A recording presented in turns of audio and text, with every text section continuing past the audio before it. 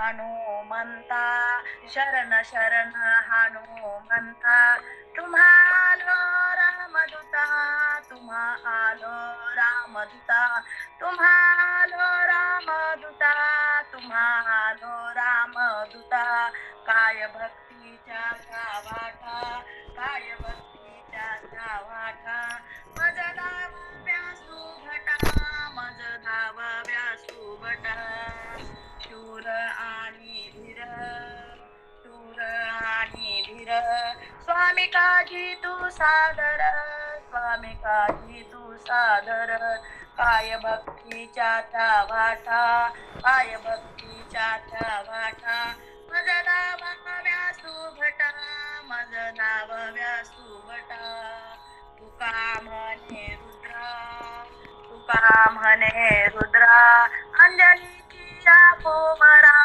अंजनीची या कुमारा काय भक्तीच्या त्या वाटा काय भक्तीच्या त्या वाटा मज धावाव्या सुभटा मज धावाव्या सुभटा.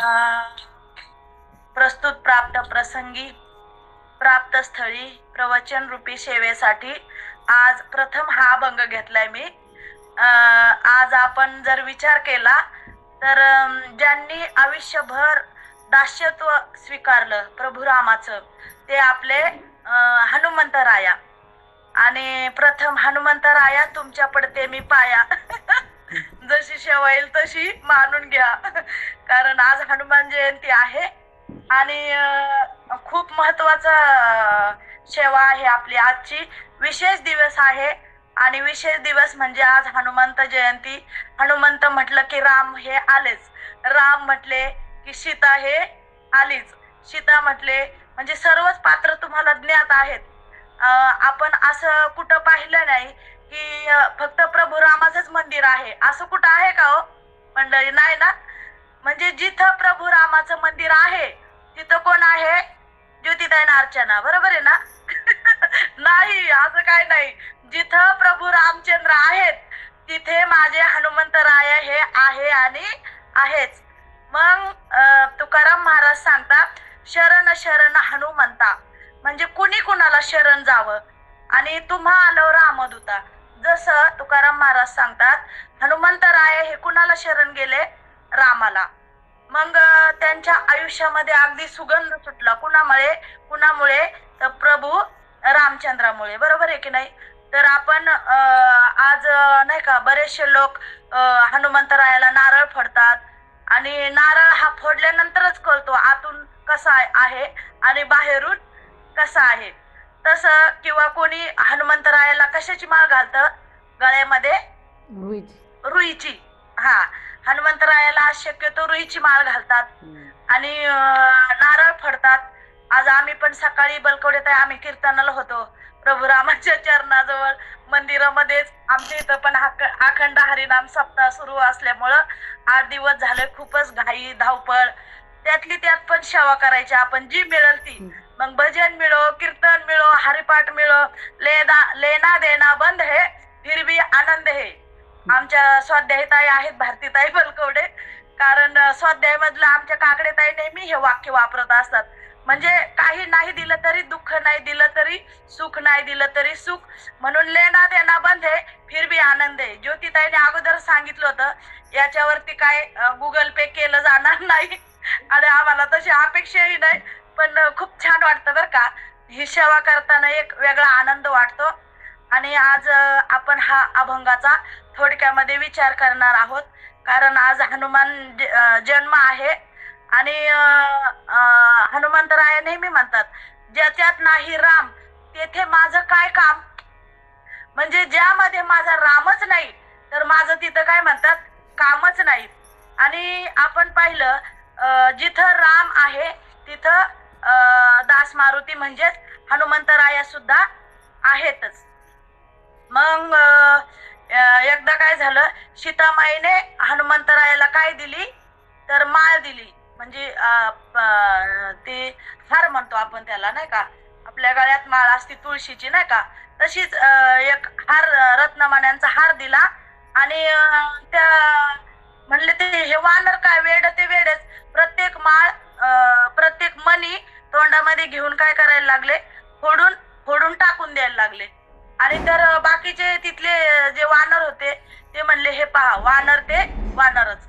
पण ते म्हटले, मी हे मणी फोडत नाही, तर मी ह्या मण्यामध्ये माझा राम आहे का ते पाहतोय, म्हणजे ते शोधतोय. पण मग आपण पण हे पाहायचंय की आपल्या मनामध्ये राम आहे का म्हणजे मन म्हणजे आपल्या मनामध्ये अंतरी आपल्या राम आहे का, तर हे पहावे आपणाशी आपण. मग प्रभू रामचंद्राकडे बरचसं काही मागितलं, तरी पण त्यांनी दिलं. पण काय मागावं, कुणी काय मागावं हे सुद्धा तुकाराम महाराज सांगतात की काय मागावं. मागायचं जर सांगितलं तर काय मागावं, तर हनुमंतराय म्हणतात, जिथं माझा राम नाही तिथं मी काही मागूच शकत नाही. म्हणजे प्रत्येक ठिकाणी हनुमंतरायाने कुणाला पाहिलं, तर प्रभू रामाला पाहिलं. आणि मग एक मेरे कण कण में बसे राम, म्हणजे माझ्या कणाकणात काय आहे, तर पूर्ण राम भरलेला आहे. मग लक्ष्मणाने जर काय मागितलं, तर विचार केला, तर लक्ष्मणाने मागितलं, फक्त मला काय द्या, का राम सीतेची काय घडू द्या माझ्याकडून, फक्त माझ्याकडून राम प्रभूची सेवा घडू द्या, असं मागितलं. तर आणि त्याच्यानंतर उर्मिलेने काय मागितलं, तर उर्मिलेने मागितलं की मला फक्त काय पतिव्रता मागितलं, पतिव्रता असावी मी, हे मागितलं. बरं, त्याच्यानंतर शत्रुघ्न आहे, तर शत्रुघ्नने काय मागितलं, तर शत्रुघ्न म्हटले, भरतासारखी संत सेवा मला मिळू द्या. म्हणजे भरत काय करायचे, फक्त सेवा करायचे. मग भरताने जशी सेवा केली तशी मला काय मिळू द्या. शत्रुघ्नने म्हणले, जसे भरताने सेवा केली संत सेवा, तशी मला काय द्या, फक्त सेवा द्या. आणि आपण पाहतो की एखाद्या दुकानदाराकडे जर आपण गेलो आणि आपण त्याला गेले गेले काय म्हणतो, मला ही वस्तू दे, मला काका ती वस्तू द्या. पण विचार केला आणि तर ते दुकानदारच आपलासा करून घेतलं तर किती छान होईल. आपल्याला मागायची गरज पडेल का? अजिबात नाही, कारण तो दुकानदारच आपला झालाय.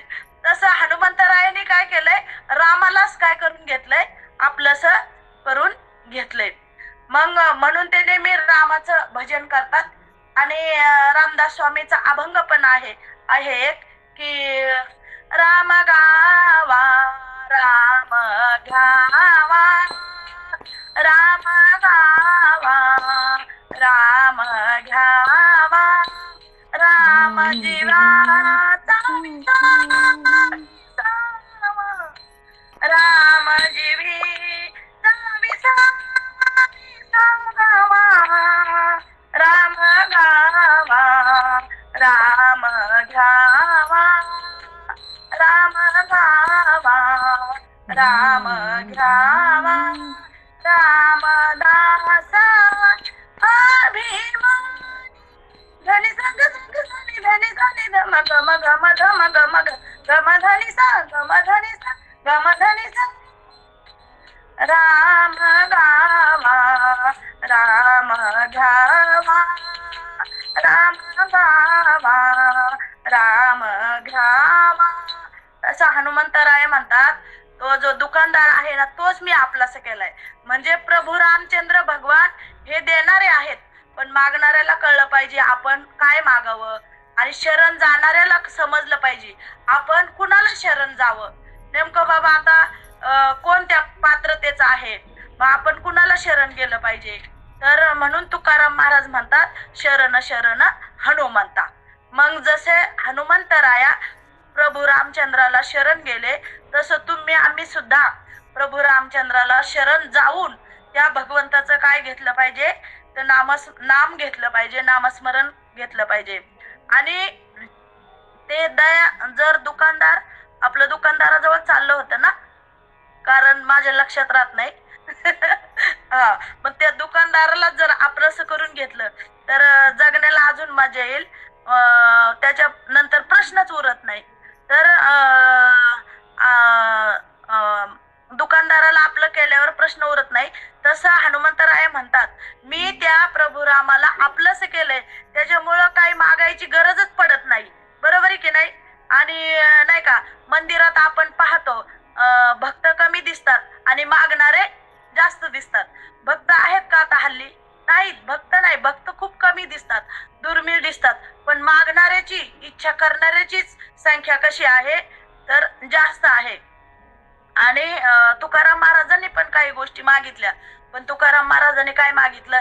हेची दान देगा देवा आणि तुझा विसरण भावा, गुण गाई नावडी हीच माझी सर्व जोडी.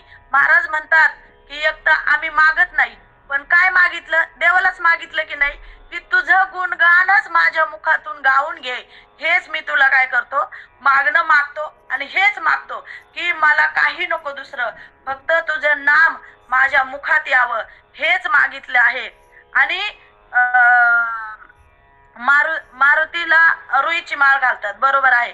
पण मारुतीराय म्हणतात की मी जन्मजन्मी कुणाचा दास आहे तर रामाचा दास आहे. जन्मजन्मी तुझा दास साच भावे वर्ताया. महाराज म्हणतात मी कुणाचा दास आहे तर प्रभू रामाचा दास आहे.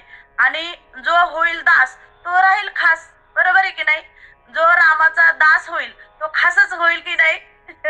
संगीतात आहे, बरोबर आहे ना? आणि तो होईल खास पण राहणार नाही उदास, कधी दिसणार नाही उदास. म्हणजे जो होईल रामाचा दास तोच त्याचा होईल खास आणि कधीही दिसणार नाही उदास. म्हणजे तो उदासही राहणार नाही आणि त्याचा खास पण होईल. मग जर एखाद्याचा खास व्हायचं असं, आपण म्हणतो ना मी तिची खास आहे आणि ती माझी खास आहे. घास नाही, भूक लागली काय सांगितलं ताई? खास खास. हा, म्हणजे मी तिची खास आहे ती माझी खास आहे. म्हणजे आमची एकदम मैत्री कशी आहे, घट्ट आहे. तशी हनुमंतरायाची आणि प्रभू रामचंद्राची मैत्री म्हणा किंवा गुरु शिष्याचं नातं म्हणा, एकदम कसं होतं, घट्ट होतं. तर त्याच्यानंतर आपण सांगितलं की उर्मिलेने काय मागितलं तर पतिव्रता असू दे असं मागितलं. त्याच्यानंतर श्रुतकीने काय मागितले तर श्रुतकीने मागितले की तुम्ही पूर्ण वल्कल म्हणजे जे भगवे वस्त्र घातले ना तर ते मला द्या. मग प्रभू रामचंद्र भगवानांनी काय घातले होते?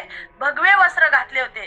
जेव्हा त्यांनी 14 वर्षे वनवास भोगला ना, त्याच्यामध्ये त्यांच्या अंगावरती भगवे वस्त्र होते, म्हणजे त्याला वल्कल म्हटलेलं आहे. वल्कल असा शब्द आलेला आहे.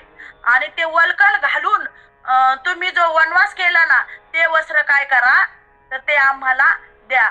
आणि आमच्यावर ते म्हटले हे वस्त्र का तुम्हाला?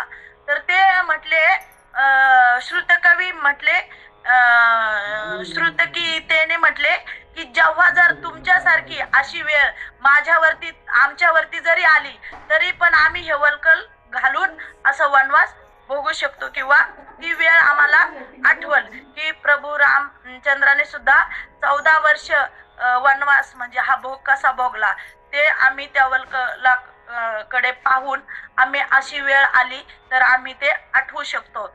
आणि भगवा वस्त्र म्हणजे कशाचं प्रतीक आहे तर हे भगवा कलर, भगवा वस्त्र हे त्याग, म्हणजे त्याग कसा करावा हे हनुमंतरायाकडूनच शिकावं आणि प्रभू रामचंद्र भगवानाकडूनही शिकावं.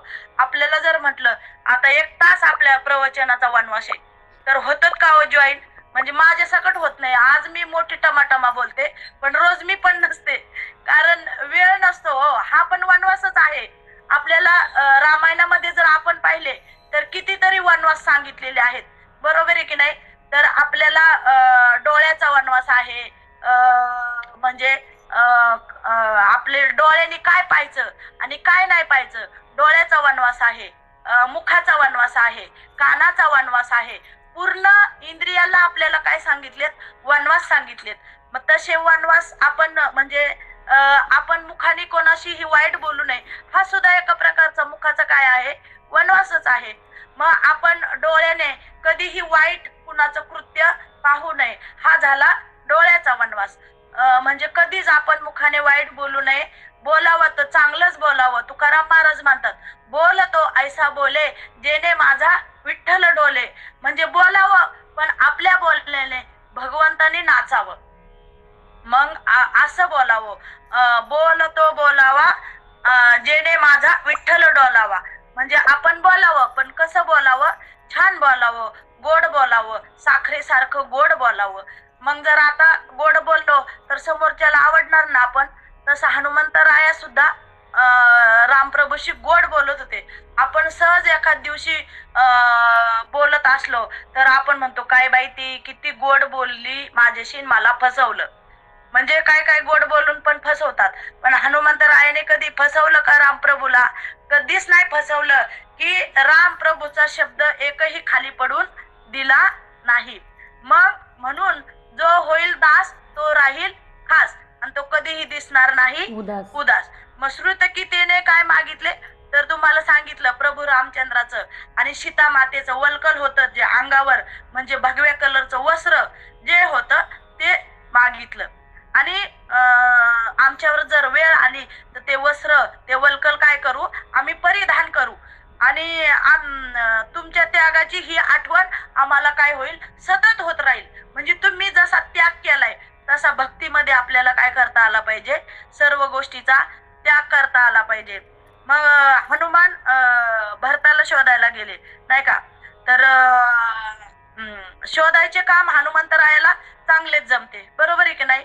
आपण म्हणतो ना, भजनाला गेलो का चला पखवाज लावून घ्या, पखवाज लावायचं काम ह्यांना जमतं. आता वेगवेगळी काम आहेत.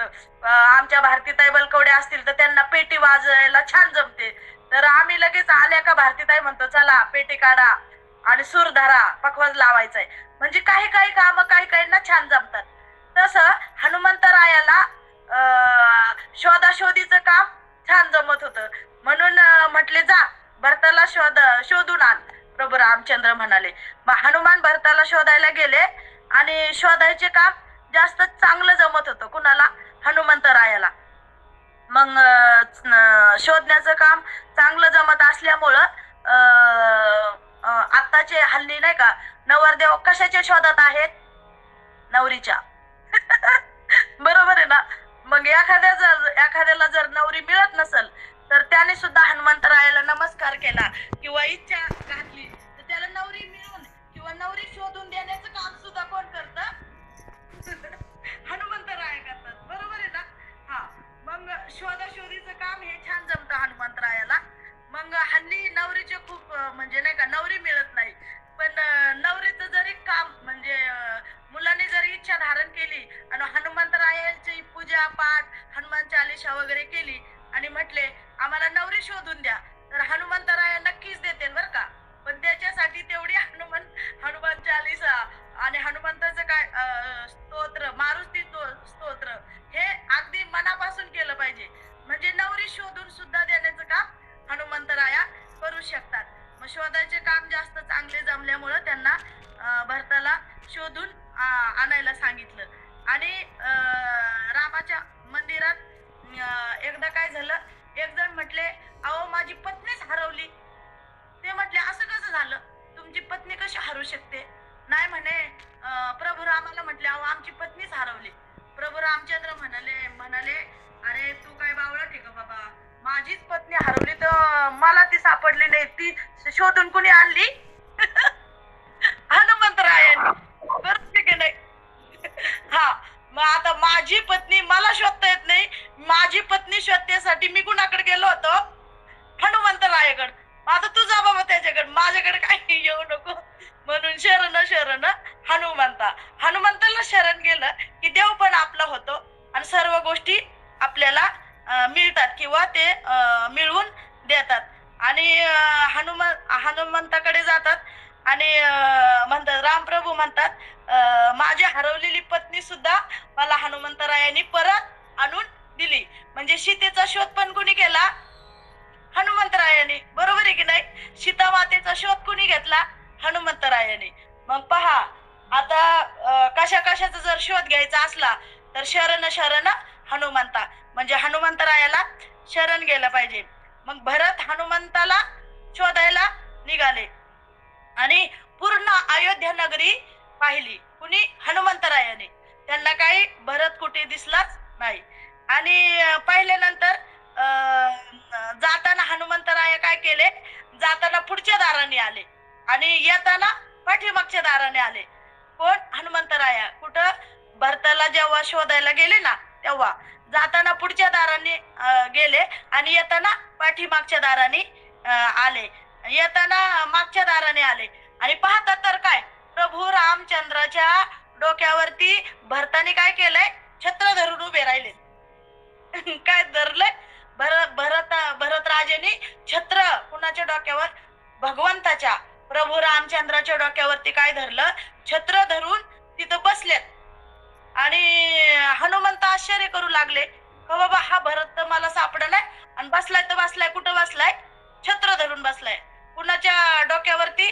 प्रभू रामचंद्राच्या, म्हणजे भगवंताच्या डोक्यावरती हा भरत छत्र घेऊन बसल्यात. आणि भरतांना विचारलं की तुम्ही काय करता इथं? ते म्हटले, हनुमान म्हणाले, भरता तुम्ही पुढे या, भरताच्या डोक्यावर काय करताय? ते म्हटले, मी इथं काय करतोय, छत्र धरून बसले, तुम्ही इकडे या. हनुमंतराया त्या भरताला म्हणत होते, भरता तुम्ही इकडे या, इकडे या. ते भरत म्हटले, नाही मी तिकडं, क्षमा करा मला, मी तिकडे येऊ शकत नाही, मी पुढे येऊ शकत नाही, कारण या भरतामुळे प्रभूला वनवास, भरत काय म्हटले, ह्या प्रभू रामचंद्रना, या भगवंताला माझ्यामुळे काय झालं, 14 वर्ष वनवास भोगावा लागला. किती वर्ष? 14 वर्ष या भरतामुळे प्रभू रामचंद्राला 14 वर्ष वनवास भोगावा लागला. आणि त्याच्यामुळं भगवंताच्या डोक्यावर भरताने काय, छत्र पकडले होते.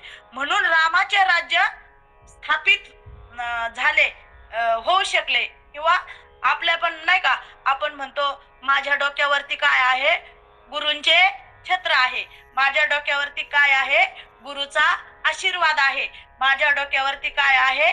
संतांचा आशीर्वाद आहे. तसं प्रभू रामचंद्र म्हणतात की मला हे माझ्या डोक्यावरती भरताचं काय आहे? छत्र आहे. आणि त्याच्यामुळं मी काय करू शकतो की हे राज्य, म्हणजे प्रभू रामचंद्र राज्य करत होते, राजा होते अयोध्येचे. आणि राजा असल्यामुळे ते म्हणतात मी राजा होऊ शकलो भरतामुळेच. आणि त्याच्यामुळे हे राज्य जे आहे ना, आता झाले रामराज्य, रामाचं राज्य होतं तेव्हा, हे राज्य कोणामुळं झालं? तर भरतामुळे झालं. आणि भरताने छत्र धरल्यामुळं ते राज्य प्रभू रामचंद्र स्थापित करू शकले. आणि आपण म्हणतो की जसे बाकीचे भक्त आहेत तसे संत नामदेव महाराज आहेत, तसंच भक्त शिरोमणी हनुमंत सुद्धा हे काय आहे? भक्तच आहेत ना. म्हणून हनुमंतराय तुकाराम महाराज म्हणतात, शरण जायचंय, पण कुणाला शरण जायचंय? शरण शरण हनुमंता, तुम्हाला रामदूता, काय भक्तीच्या त्या वाटा, मज दावव्या सुबटा. हे प्रभू, मला भक्तीच्या वाटा सांगा, म्हणजे मी भक्ती कशी करू? मी अज्ञान आहे, ही भक्ती कशी करायची मला समजत नाही, तर तुम्ही ह्या भक्तीच्या वाटा मला सांगा.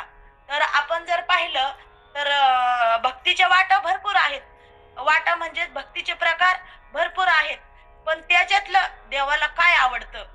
नाथ महाराजांनी एका अभंगामध्ये सांगितलेलं आहे की आवड आहे देवाशी तो ऐका प्रकार, नामाचा उच्चार रात्रंदिन किंवा रात्रंदिवस, तुळशी माळ गळा, गोपीचंदन टिळा, हृदयी कळवळा वैष्णवांचा, एक आषाढी कार्तिकी पंढरीची वारी, साधन निर्धारी आन नाही एका जनार्दनी, ऐसा ज्याचा नेम तो देवा परम पूज्य जगी. मग कैसा नेम? तर राम गावा, राम घ्यावा, ऐसा नेम. तुळशी माळ गळा, गोपीचंदन टिळा, ऐसा नेम. मग असाच एक हनुमंतरायाने नेम केला. काय केला? फक्त प्रभूचं नामस्मरण. आणि म्हणून तुकाराम महाराज म्हणतात, ते शरण कुणाला गेले? तर हनुमंतराया. तुकाराम महाराज म्हणतात हनुमंतराया कुणाला शरण गेले? तर प्रभू रामचंद्राला. म्हणून आम्ही सुद्धा भगवंताला शरण गेलं पाहिजे. बरं, शरण गेल्यानंतर काय होणार आहे? माऊली सांगतात, जो माझा भय अनन्य शरण, मी निवारीन त्याचे जन्म मरण. तर माऊली सांगतात ओवीमध्ये की जो भक्त, जो साधक मला शरण येईल त्याचं मी काय करल? जन्म मरण निवारून टाकल. नी जर काढलं तर पुढं काय आलं? वारून. म्हणजे आपण म्हणतो ना, आपल्या ग्रुपमध्ये पण वारून करताय आहेतच, म्हणजे निवारून, म्हणजे सर्व टेन्शन दूर, टेन्शन फ्री. म्हणजे आता काही टेन्शन नाही. कधी कधी येतं माणसाला टेन्शन, बरोबर आहे. आता ज्योतिताईचा माझा फोन झालता, ज्योतिताईला टेन्शन आलं, पंढरपूरमध्ये आपली दिंडी जाणार आहे, आपले वारकरी मंडळी तिथं 2-3 दिवस राहणार आहे, मग आपल्याला जागा नाही, पण पांडुरंगाने ते सुद्धा निवारण केलं का नाही ज्योतिताई? हा. तर ते जागा मिळवून देण्याचं काम सुद्धा भगवंताने केलं. म्हणजे किती आपण म्हणतो ना, काय भक्तीच्या त्या वाटा मज दावव्या सुबाटा. जर आपण त्या भगवंताची प्रामाणिकपणे जर भक्ती केली तर त्याचं फळ आपण या मुखाने सांगू शकत नाही. म्हणजे तो काय काय देईल आणि काय काय देणार नाही हे आपण कल्पनाच करू शकत नाही. आणि कल्पना कशी करायची हे ज्योतिताईला चांगली माहिती आहे. माझी सून येईल, मला झोका देईल, मला चहा देईल प्यायला ही कल्पना झाली. पण ती कल्पना आचरणात आणायची, तशी कल्पना म्हणजे मारुती राय सांगतात की मी शरण गेलो. अर्चनाताई, माझी सुनबाई आल्यापासून मी चहा पण नाही केला. किचन बंद. लक्ष्मण रेषा आखून दिली मी माझ्यासाठी. मग हे संकल्प आणि विकल्प, म्हणजे संकल्प कशी करावे हेच कळत नाही. पण हनुमंतरायाने छान संकल्प केला की माझ्या रामाशिवाय माझं कामच नाही, जिथं माझा राम तिथं माझं काम. आणि भारतीताई म्हणत असतात, काम कामाचा गुरु. आपलं काम करत राहायचं, कोणी निंदा कोणी वंदा, आमचा भजन करणे हा धंदा, आमचं प्रवचन करणे हा धंदा, आमचा हरिगोविंद हा धंदा. हा. जणी म्हणे केशवा निघाले घर तुझे. एखादी जर म्हटली ना बाई देवाचं घर निघाले, हो मी देवाचं घर निघाले आणि आपण रोजच देवाच्या दरबारात आहे. म्हणून तुकाराम महाराज सांगतात, शरण शरण हनुमंता तुम्हा आलो रामदूता, काय भक्तीच्या त्या वाटा मज दावव्या शुभटा.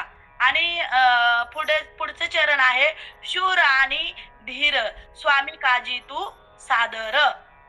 तर आता शूर आणि धीर याच्यावर आपण थोडस चिंतन करणार आहोत की काही लोक शूरही नाहीत आणि त्यांच्याकडे धैर्यही नाही.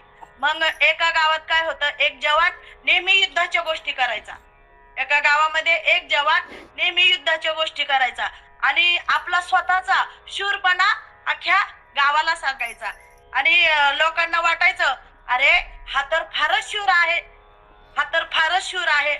आणि एकदा त्याच गावामध्ये काय झालं, मोठा दरोडा पडला आणि दरोडेखोर काय कसे गपचूप आले नाही, दरोडेखोर फटाके वाजवत वाजवत आले माझ्यासारखे. आता मला खूप दंडी द्यायची सवय.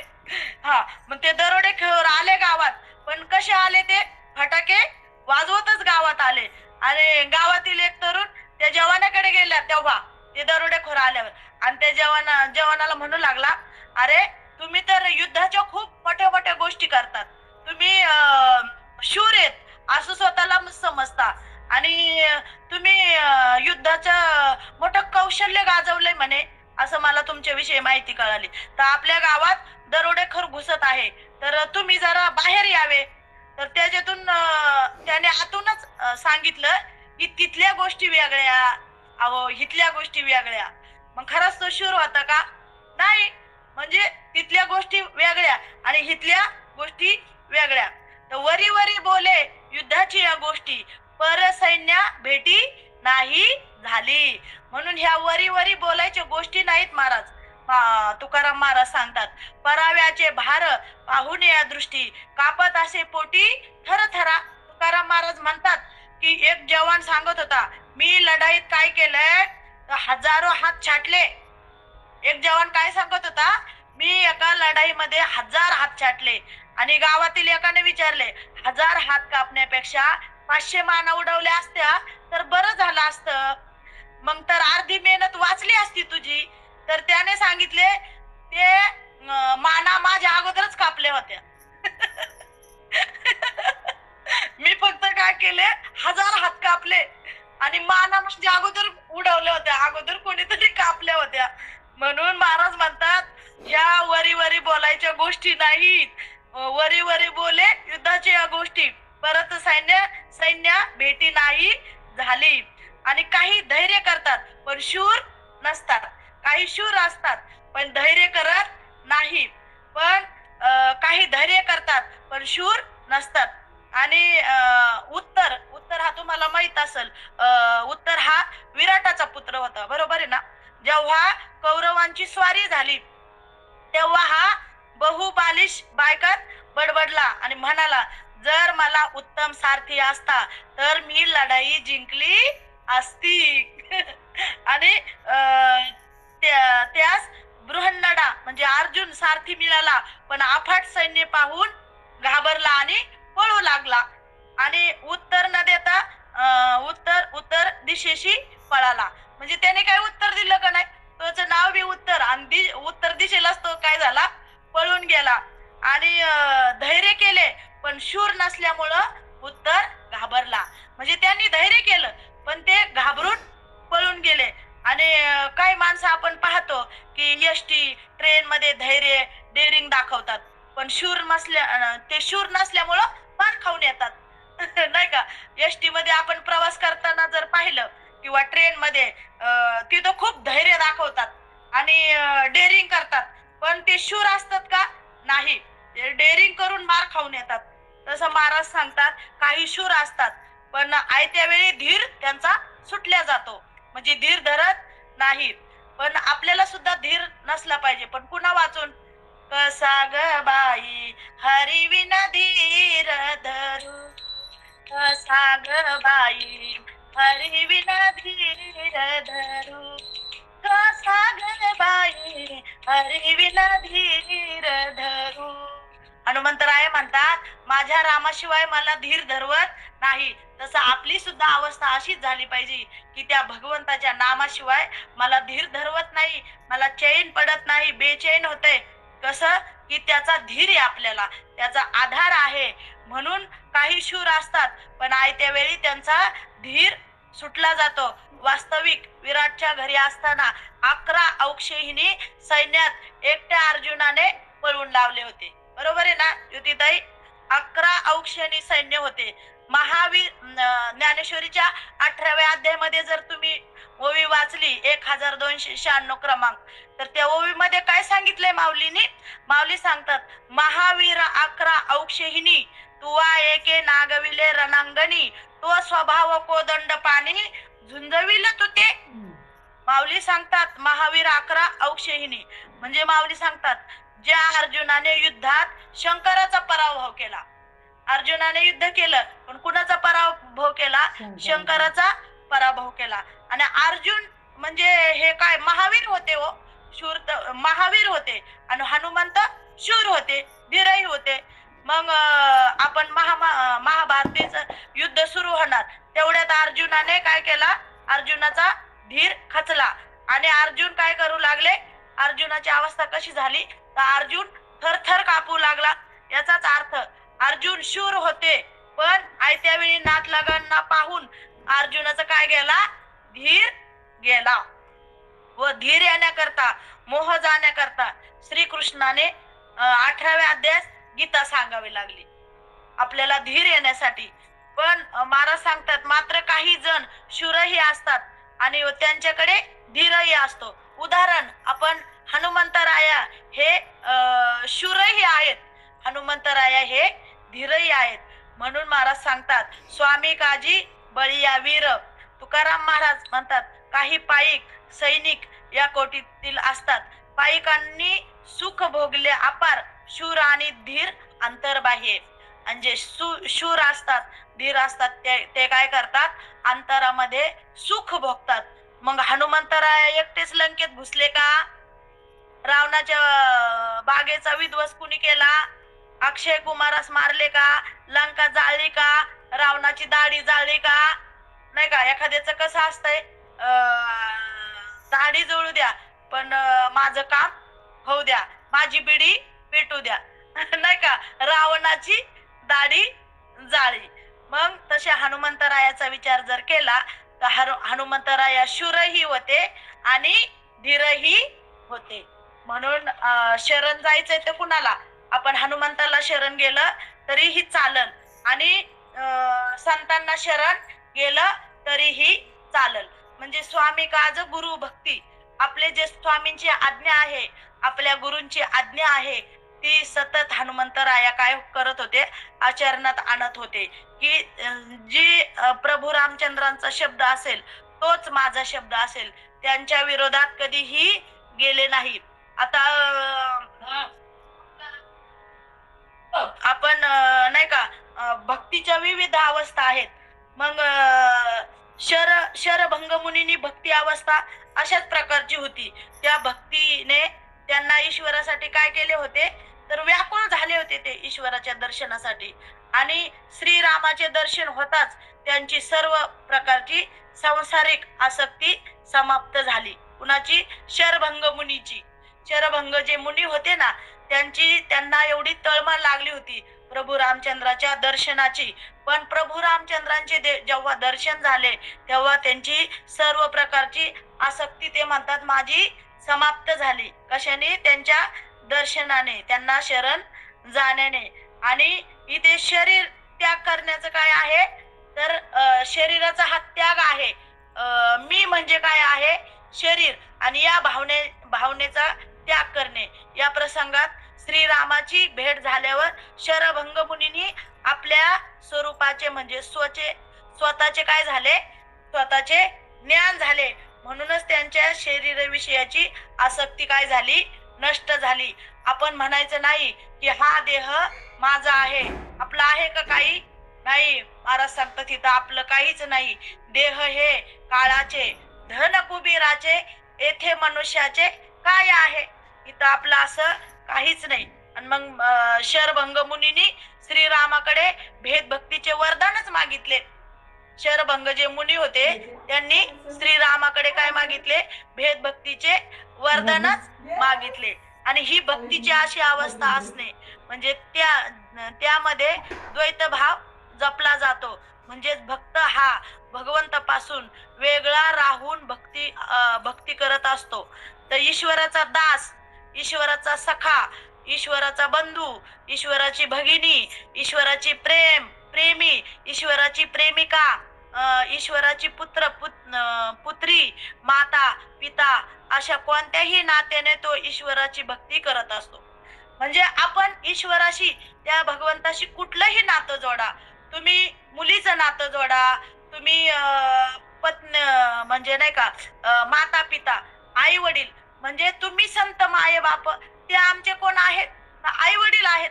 बापही तोच आहे आणि आई ही तोच आहे. आणि तो भगवंत प्रभू रामचंद्र भगवान, तो माझा काय आहे, तर तो माझा सखाच आहे. महाराज सांगतात ही प्रत्येक नाती आपण कुणाकडे जोडली पाहिजे, तर भगवंता बरोबर आपण ही नाती जोडली पाहिजे. म्हणून शरभंग मुनींनी ही नाती त्यांच्या बरोबर जोडली. आणि पुत्र असो, पुत्री असो, माता पिता असो, अशा कोणत्याही नात्याने तो ईश्वर भक्ती करत असे. कारण अशा भक्तांना याच अवस्थेत परमानंद मिळत असतो. जसं आपण जर मीराबाईचा विचार केला, मीराबाई श्रीकृष्णाच्या प्रेमिकेच्या रूपात त्यांची भक्ती करायची. आता मीराबाई सुद्धा भक्त होत्या, पण कुणाच्या? श्रीकृष्णाची भक्ती करायच्या मीराबाई. बरोबर आहे ना? मीरा कहे प्रभु गिरिधर नागर, मीरा कहे प्रभु गिरिधर नागर, शरण कमल बलहारी, पायो जी मैंने राम रतन धन पायो, पायो जी मैंने राम रतन धन पायो, पायो जी मैंने राम रतन धन पायो। वस्तु अमोलिका दी मेरी सतगुरु, वस्तु अमोलिका दी मेरी सतगुरु, कृपा कर अपनायो, पायो जी मैंने राम रतन धन पायो, पायो जी मैंने राम रतन धन पायो। म्हणजे भगवंताची जर कृपा झाली तर भगवंत आपल्याला वस्तू अमोलिक दे मेरे सतगुरु, म्हणजे सद्गुरु भगवंत काय करतात, आपल्याला आवडीची वस्तू देतात। आणि ही गवळण तशी मला येत नव्हती, पण आमच्या भारतीताईंनी शिकवलेली आहे, ही मला माहित पण नव्हती गवळण आहे आणि ते माझ्यापेक्षा छान म्हणतात। आणि असं भगवंत आपल्यावर, आपण जर भगवंतावर प्रेम केलं तर भगवंत आपल्याला, गुरु आपल्याला आपल्या आवडीची वस्तू देत असतात। म्हणून भगवंताशी नातं जोडताना आपण मुलगी म्हणून नातं जोडलं तरी चालल। हनुमंतरायाने कुठलं नातं जोडलं तर मी एक दास आहे आणि प्रभू रामाचा मी खास आहे, म्हणून मी दासही आहे, मी खासही आहे, म्हणून मी उदास नाही। म्हणजे असे नाते आपण भगवंता बरोबर जोडायचे आहेत। तर मीराबाईने सुद्धा नातं जोडलं श्रीकृष्णाच्या प्रेमिकेच्या रूपात, त्यांची भक्ती करायची, मातेच्या रूपात भक्ती केली कौशल्याने श्रीरामाची, आणि यशोदा श्रीकृष्णाची आणि अनुसयाने कुणाची केली, दत्तात्रयाची भक्ती केली। तर पहा, आणि गोपी, राधा, उद्धव हे सगळे काय होते, श्रीकृष्णाच्या मित्रांच्या स्वरूपात। तर भरत लक्ष्मण श्रीरामांना बंधूच्या रूपात। आता श्रीरामांनी भरत लक्ष्मणाला कुणाच्या रूपात पाहिलं, बंधूच्या, म्हणजे आपण म्हणतो ना हा माझा भाऊ आहे, सख्खा भाऊ आहे। तर प्रभू रामचंद्रांनी त्यांना, भरतला आणि लक्ष्मणाला श्रीरामांनी बंधूच्या रूपात पाहिलं, आणि हनुमंतरायांनी दास बनून त्यांची भक्ती केली, हनुमंतरायांनी दास म्हणून त्यांची भक्ती केली। या प्रसंगात पुढे असे म्हटले आहे की मनाजोगे वरदान प्राप्त केल्यावर शरभंग मुनी कुठे गेले, वैकुंठात गेले। आणि वैकुंठ म्हणजेच काय आहे हो, तर इथं सांगितलेलं आहे की वैकुंठ म्हणजे नारायणाचे, विष्णूचे काय आहे, एक निवासस्थान आहे, की त्या वैकुंठामध्ये नारायण असतात, त्या वैकुंठामध्ये विष्णूचे निवासस्थान, म्हणजे आपण म्हणतो ना निवासस्थानी, म्हणजे त्यांच्या घरी। तर वैकुंठ म्हटलं की नारायणाचे आणि विष्णूचे निवासस्थान असते, जिथे नारायण वास करतात ते धाम। नारायण हे भगवान विष्णूचे काय आहे, तर भगवान विष्णूचे नारायण हे नाव आहे, आणि श्रीराम श्रीकृष्ण हे विष्णूंचे अवतारच मानले जातात। आपण म्हणतो ना राम कृष्ण नामी हे दोन्ही साजी रे, राम कृष्ण नामी हे दोन्ही साजी रे, हृदय मंदिरी स्मराकारे, हृदय मंदिरी स्मराकारे, आपुली आपण परा सोडवन, आपुली आपण परा सोडवन, म्हणजे राम आणि कृष्ण, तसंच विष्णू आणि नारायण। म्हणून नारायणाच्या प्रत्येक भक्तीची अंतिम इच्छा म्हणजे वैकुंठ धाम प्राप्त करायचीच असते, कारण त्यांना सदैव ईश्वराच्या सानिध्यात राहायचे असते।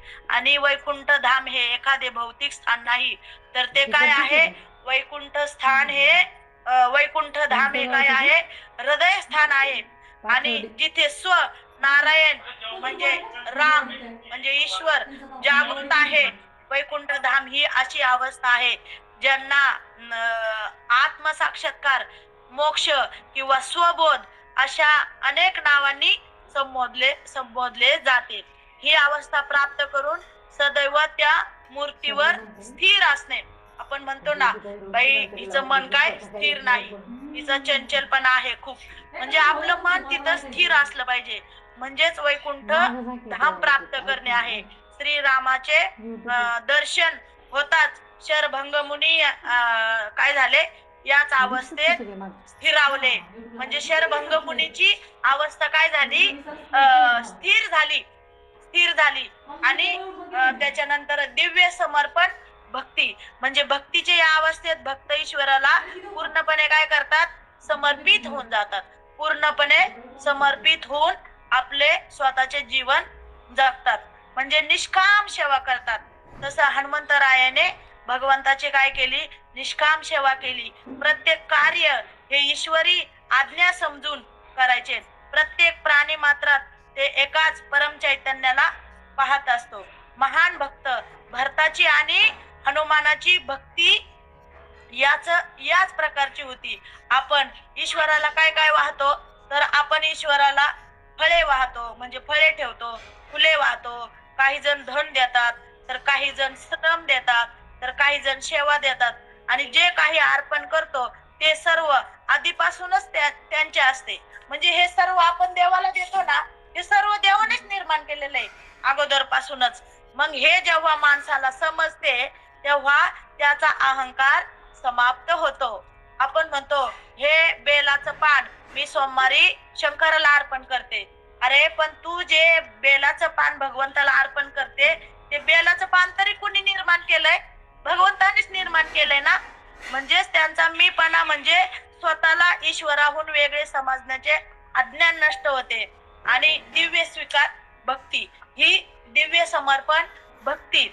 आणि आता पुढची भक्ती आहे ती दिव्य स्वीकार भक्ती. भक्तीच्या अवस्थेमध्ये भक्त सर्व इच्छापासून काय होतो, तर पूर्णपणे मुक्त होतो. आणि ही मुक्ती त्याने इच्छाने दमन करून जबरदस्तीने मिळवलेली नसते, तर त्याविषयी सत्य जाणून स्वइच्छेने मिळालेले असते. या अवस्थेत भक्त इच्छापासून इतका अलिप्त होतो की मला ईश्वर भेटावा ही शुभ इच्छा ही लोप पावते. ईश्वर भेटला नाही तरी त्याला खंत नसते, कारण ही स्थितीच त्याने अगदी सहजतेने स्वीकारलेली असते. आता दुसरे मुनी म्हणजे सुतीक्ष्ण मुनीची भक्ती ही अशीच दिव्य स्वीकार भक्ती होती. त्यांना त्यांच्या हृदयातच काय झाले, तर सुतीक्ष्ण मुनींना आपल्या हृदयातच प्रभू रामचंद्राचे काय झाले, दर्शन झाले. आणि श्रीरामांनी जेव्हा त्यांना वर मागायला सांगितला तेव्हा त्यांनी दिलेले उत्तर हे दिव्य स्वीकार भक्तीला साजेल असेच होते. ते म्हणाले, मी तर कधीच काही मागायचा विचार केला नाही. मला सत्य याचेही ज्ञान नाही, त्यामुळे काय मागावे आणि काय नाही हेच मला उमजत नाही. म्हणून हे रघुनाथजी, तुमच्या इच्छेनुसार मला तुम्ही काय करा, तर तुमच्या इच्छेनुसारच मला वर द्या. या अवस्थेत भक्त ईश्वराला म्हणतो, तुझी इच्छा तीच माझी इच्छा. आपण म्हणतो ना, काल काय घडलं ते बरं झालं, जे घडलं ती रामाची इच्छा. म्हणजे जे काही घडल ती कुणाची इच्छा, रामाची इच्छा. अशा प्रकारे की तुझी तीच इच्छा तीच माझी इच्छा, अशा प्रकारे तो आपल्या आराध्य प्रती समर्पित होऊन पूर्ण स्वीकार भावात राहू लागतो.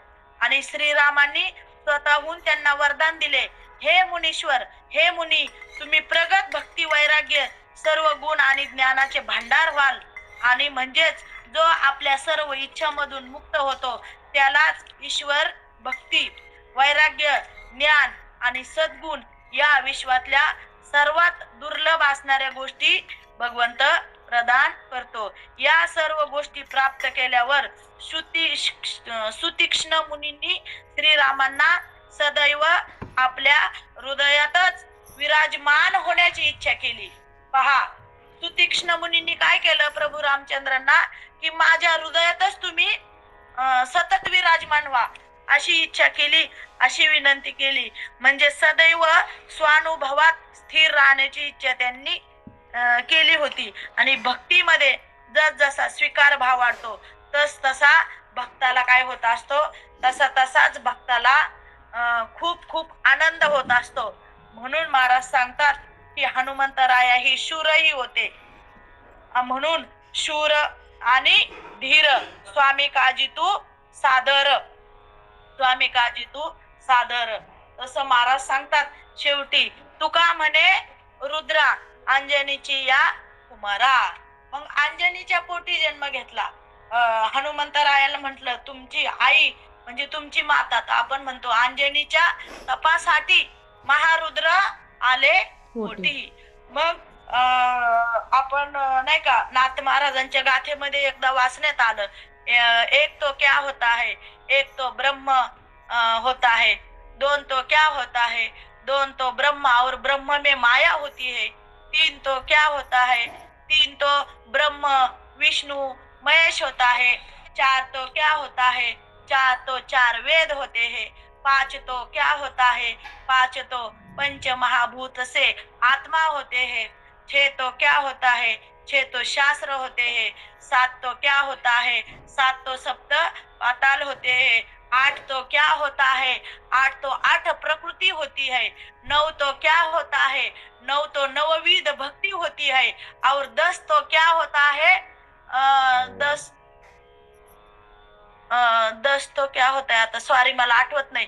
11 तो क्या होता है, 11 तो दशिंद्रिय रुद्र. दशिंद्रिय हा दशिंद्रिय हा हा 10 तो क्या होता है, 10 तो दश इंद्रिय होता है. आणि अजून दुसरा एक शब्द आहे, आता मला आठवणा गेलाय, असू द्या, क्षमा असावी. आणि 11 तो क्या होता है, 11 तो रुद्र होते है. म्हणजे ह्या रुद्रासाठी मला एवढं सांगावं लागलं. पहा, म्हणून तुकाराम महाराज म्हणतात, तुका म्हणे रुद्रा अंजनीची या कुमरा.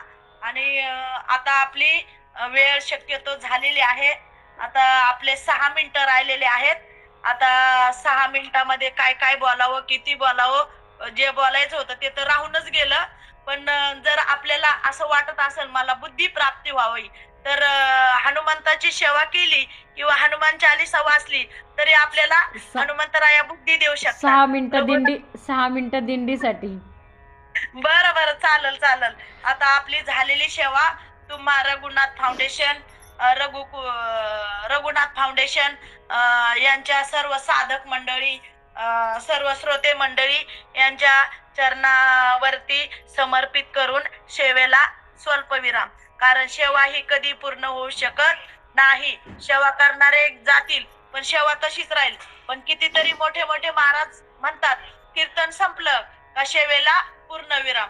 होऊ शकतो का सेवेला पूर्णविराम? नाही, ही सेवा पूर्ण होऊ शकत नाही. ही अपूर्णच आहे. आपण किती केली तरी अपूर्णच आहे. अचानक मला ज्योतिताईचा फोन आला आणि अचानक मी तयारी केली बर का. तशी माझी काही तयारी नव्हती आणि ही पण तयारी नाहीच आहे. उगाच बडबड केली आपली 1 तासभर.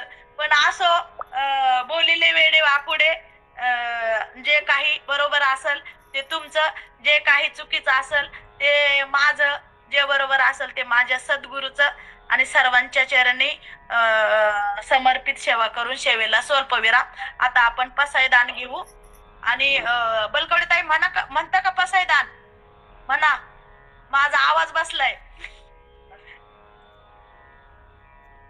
म्हणा, स्पीकर चालू करा.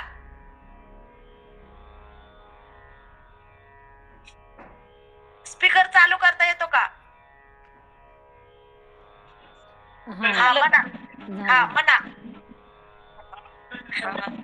विश्वात्मके देवे येणे वाक्य तो शरावे, तो शोनी मज द्यावे पसाय दान हे. जे खळांची व्यंकटी सांडो तया सत्कर्मी रती वाढो. भूता परस्परे पडो मैत्र जीवांचे, दुरितांचे तिमिर जाओ विश्वस्वधर्म सूर्ये पाहो. जो जे वांछिल तो ते लाहो, प्राणी जात हे वर्षत सकळ मंगळी. ईश्वर निष्ठांची मांदियाळी, अनवरत भूमंडळी भेटतो भूता. चला कल्पतरूंचे आरव, चेतना चिंतामणीचे गाव. बोलत जे अर्णव पियुषांचे, चंद्रमे जे आलांछन मार्तंड जे तापहीन. ते सर्वाही सदा सज्जन सोय रे होतू. पुढचं काय? किंबहुना सर्व सुखी पूर्ण होऊनी लोकी,